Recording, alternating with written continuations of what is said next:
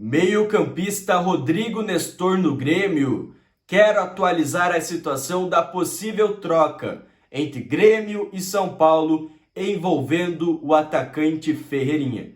Vamos conversar também e atualizar a situação da possível volta de Douglas Costa. Quero repassar todos os detalhes para você, torcedor. E é claro, vamos citar e abordar a pessoa que dentro do clube está incentivando o retorno do atacante. E para finalizar, vamos conversar a respeito da primeira contratação confirmada para 2023. Eu vou rodar a vinheta e já volto com mais detalhes para você, torcedor.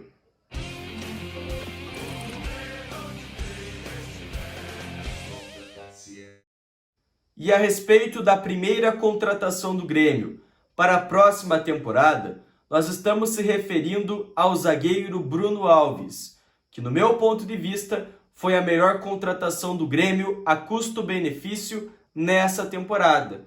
Quem sabe ao lado do Biel, que ajudou muito o ataque do Grêmio. Mas enfim, dentro dos destaques da Série B, a gente pode apontar facilmente o Bruno Alves.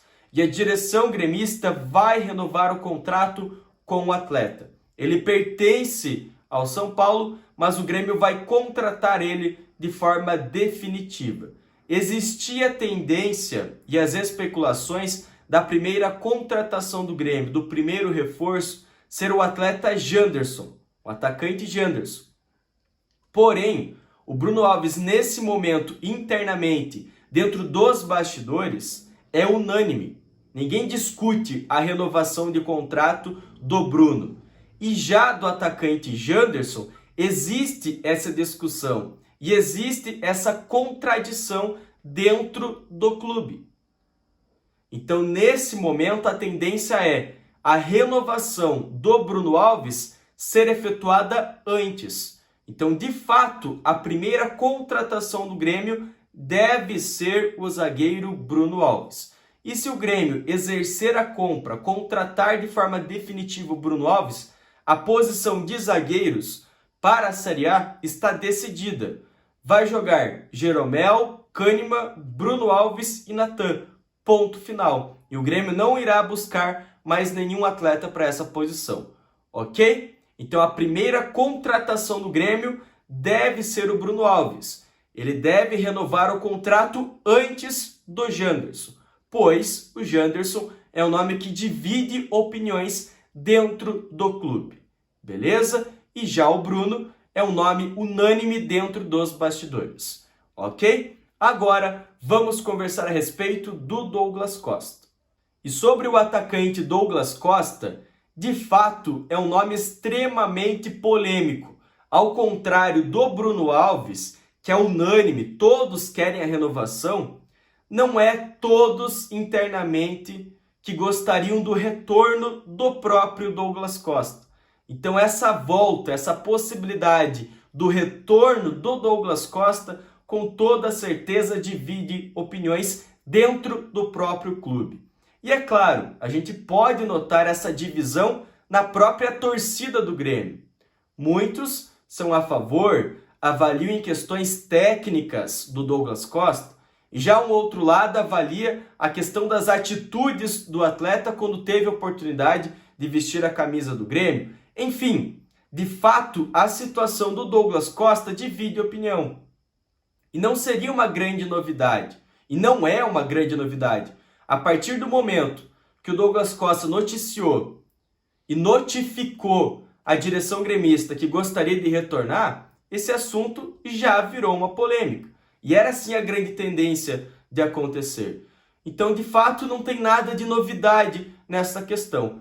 Porém, a grande informação que surgiu, uma novidade que a gente pode citar aqui como importante, é o apoio de Renato Portaluppi. Então, a atual comissão técnica do Grêmio estaria dando respaldo na recontratação do Douglas Costa. Então, segundo informações, Renato Portaluppi gostaria de trabalhar com o Douglas Costa. Então veja só, há 2, 3 meses atrás, o Douglas Costa informou a direção gremista que ele gostaria de retornar. E a direção do Grêmio, naquele momento, não se pronunciou. E a mesma situação da comissão técnica de Roger Machado. Então, há 3 meses atrás, quando o Douglas Costa citou que gostaria de voltar, a direção do Grêmio não comentou a situação e a comissão técnica também não. E agora, quando esse assunto voltou à pauta dentro dos bastidores, já foi diferente a situação. Por quê? Os pré-candidatos à presidência do Grêmio comentaram sobre o Douglas Costa. O Guerra comentou, o Odorico também.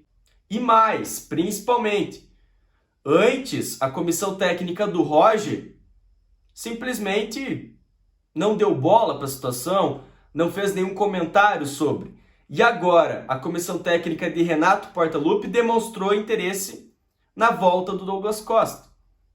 Então tem essa mudança dentro do cenário, dentro das possibilidades da volta do Douglas Costa. Mas vale ressaltar que nesse momento é tudo no campo das especulações.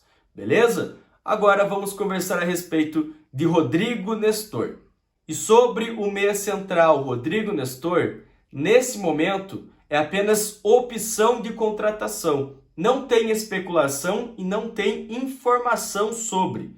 Quero deixar claro, só estou apontando para você, torcedor, uma opção de contratação para o Grêmio, tendo em vista que existe a especulação que após o término da temporada, o São Paulo irá propor uma troca envolvendo 3 atletas do elenco atual do São Paulo.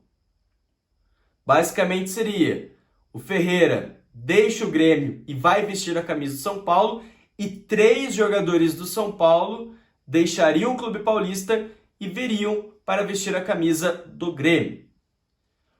O próprio Reinaldo foi citado, mas esse nome está descartado, porque ele já está em fim de contrato. Eu ouvi o nome do Caleri, seria ótimo, excelente, cairia como uma luva dentro do time do Grêmio, porém descartado. Foi contratado em definitivo recentemente, e o São Paulo não iria liberar o Caleri. O Luciano vem jogando bem, vem se destacando, mas por conta do histórico negativo com o Grêmio, acho difícil a próxima direção do Grêmio ter o desejo de recontratar o Luciano. Gabriel Neves, um bom volante, porém não pertence ao São Paulo. O Gabriel Neves pertence ao Nacional, ele está emprestado ao São Paulo. Então o São Paulo não pode envolver ele em uma negociação. Então veja só, os nomes que até o momento foram citados dentro dessa possível troca são nomes inviáveis. Caleri, difícil. Luciano, a mesma situação. Reinaldo, em fim de contrato. Igor Gomes, um bom jogador, um grande destaque, mas também já está em fim de contrato com o São Paulo, então o São Paulo não poderia envolver o atleta nessa troca.